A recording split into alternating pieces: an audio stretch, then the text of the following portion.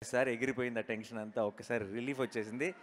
మీరు నిజంగా చెప్తున్నా, ఒక బస్తా పేపర్లు ఎక్కువే తీసుకెళ్ళండి ఏ థియేటర్కి వెళ్ళినా సరే. ఎందుకంటే అంత పని పెట్టాడు జేక్స్.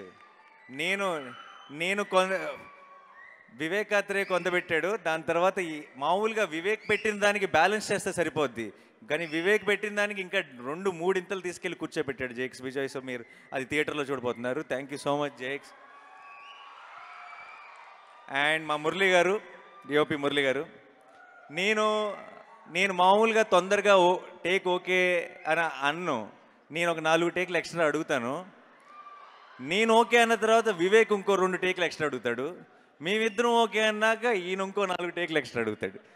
సో అంటే సినిమా మధ్యలో ఆయనకి చిన్న బ్యాక్ ఇష్యూ అయ్యి చాలా పెయిన్లో ఉంటే ఏ ఒక్కరోజు కూడా తొందరగా ఫినిష్ చేద్దాం అని కానీ, లేదంటే పెయిన్లో ఉన్నారని కానీ, ఇంటికి వెళ్దామని కానీ ఆ కంగారు ఏ రోజు కనపడలే. సినిమా బాగుండాలి, సినిమా క్వాలిటీ బాగుండాలని ఫస్ట్ నుంచి చివరి దాకా ప్రాణం పెట్టి పనిచేశారు మురళి గారు.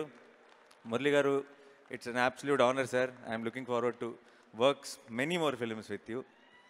అండ్ మా ఎడిటర్ శ్రీనివాస్ కార్తిక్, ఆయన్ని మీరు చూస్తే ఈయన ఈ సినిమా ఎడిటింగ్ చేసినాక ఇలా అయిపోయాడా, ముందే అలా ఉన్నాడా అన్నది మీరు డౌట్ వస్తుంది మీకు. ఈ సినిమా ఎడిట్కి వాళ్ళు వివేక్ ఇంకా ఆయన స్పెండ్ చేసినంత టైం కానీ, అండ్ వాళ్ళు పెట్టిన ఎఫర్ట్ కానీ, వాళ్ళు తీసుకోవాల్సిన చాలా కష్టమైన డెసిషన్స్ కానీ మీరు రేపు సినిమా చూస్తే అర్థమవుతుంది. ఈ సినిమాని ఎడిట్ చేయడం అంత ఈజీ కాదు. అలా అని చెప్పి మీకేమి చాలా స్క్రీన్ ప్లేతో ఆడుకొని కన్ఫ్యూజింగ్ ఫిల్మ్ మీకు చాలా సింపుల్గా అనిపిస్తుంది. ఎందుకు సింపుల్గా అనిపిస్తుంది అంటే ఇంత ఇంట్రెస్టింగ్, ఇంత ఎంగేజింగ్ స్క్రీన్ ప్లే ఉన్నా అది ఆయన వల్ల మాత్రమే. సో డెఫినెట్గా థ్యాంక్ యూ సో మచ్. ఆయన ఈరోజు ఇక్కడ ఉన్నారో లేదు నాకు తెలియదు, వచ్చారా? రాలేదు. Okay, thank you so much అండి. అండ్ మా ఆర్ట్ డైరెక్టర్ శేఖర్ గారు, ఈ సినిమాలో సోకులపాలెం సెట్ని అసలు మేము సెట్లో ఉన్నంత వరకు మాకు అది సెట్ అన్న ఫీలింగే ఉండేది కాదు, చాలా ఒక రియల్ లొకేషన్లో ఉండేది. రేపు మీకు సినిమా చూసిన అదే ఫీలింగ్ ఉంటుంది. సో ఆయనకు కూడా ఒక స్పెషల్ థ్యాంక్స్. అండ్ మా ప్రొడ్యూసర్ దానయ్య గారు, దానయ్య గారు ఎక్కడున్నారు? ఇక్కడే ఉన్నారు. ఓకే, దానయ్య గారు, ఆయన ఏ సినిమా ఆయన మామూలుగా ఆయనకి కథ తెలియదు ఆయన చేసే సినిమాలకి. మీకు తెలుసా విషయం? ఆయన చాలాసార్లు లొకేషన్కి వచ్చినప్పుడు కూడా ఆయన ఫుల్ ఫ్రీడమ్ ఇచ్చేస్తారు. ఫస్ట్ అనేసుకుంటారు, మీరు చూసుకోండి సార్ అంటారు. ఆయన లొకేషన్కి వచ్చినప్పుడు అడుగుతున్న కొన్ని క్వశ్చన్లు వింటే నాకు దానయ్య గారికి పూర్తిగా కథ తెలియదు అనమాట అని ఒక క్లారిటీ వస్తుంది. అండ్ తెలియకపోయినా సరే ఆయన మాత్రం ఒక కాన్ఫిడెన్స్లో ఉంటారు. ఆల్రెడీ ఐ థింక్ యూనివర్స్కి మేనిఫెస్ట్ చేసేస్తారు అనుకుంటా. లేదంటే అంతగా పెద్దగా స్క్రిప్ట్లు పట్టించుకొని దానయ్య గారికి నిన్ను కోరీలు, ఆర్ఆర్ఆర్లు, సరిపోదా శనివారంలు, ఓజీలు ఎందుకు పడతాయి? ఎక్కడో మచ్చ ఉంది సార్. ఎందుకంటే ఆయన I feel is a very positive person. ఆయన చాలా హాయిగా సినిమా అంటే ఎంజాయ్ చేయాలి సార్, బాగా జరిగిపోవాలి అని ఒక పాజిటివ్ యాటిట్యూడ్తో ఉంటారు. అందుకనే అనుకుంటా మంచి సినిమాలు, మంచి కథలు ఆయన ఎత్తుక్కుంటూ వస్తాయి. అండ్ ఈ సినిమాకు కూడా కంప్లీట్ ఫ్రీడమ్ ఇచ్చారు దానయ్య గారికి. అండ్ కళ్యాణ్కి thank you so much. And కళ్యాణ్కి all the very best for the debut. Kalyan, good luck, all the best. And చాలా ఈ సినిమానే ఆల్మోస్ట్ కళ్యాణ్కి మెయిన్ ట్రైనింగ్ గ్రౌండ్ అనమాట. ఈ సినిమా ముందు కంటే సినిమా అయిపోయేటప్పటికి బాగా ఆరితేరిపోయాడు. So all the very best. And ఇప్పుడు యాక్టర్స్ గురించి మాట్లాడతాను. సారీ, ముందు మొత్తం డైరెక్షన్ డిపార్ట్మెంట్ అందరి గురించి మాట్లాడాలి. అందరూ ప్రాణం పెట్టి పనిచేశారు. ఒక రకమైన పని రాక్షసుడు వివేక్. మనోడి దగ్గర పని చేయాలంటే అదొక కాలకేయ బ్యాచ్ అయి ఉండాలి, లేదంటే అసలు సర్వే అవ్వడం చాలా కష్టం. అండ్ వాళ్ళందరూ వివేక్ ఎంత కష్టపడ్డాడో అంత కష్టపడ్డారు, అంత ప్రాణం పెట్టారు. కాకపోతే డైరెక్షన్ డిపార్ట్మెంట్ ఎంత ప్రాణం పెట్టినా సరే ఎండ్ ఆఫ్ ది డే వివేక్కి, నాకు, మిగతా అందరికీ క్రెడిట్ వస్తుంది. మా క్రెడిట్లో అన్నిట్లో మీ అందరికీ బాగా ఉంది. Thank you so much.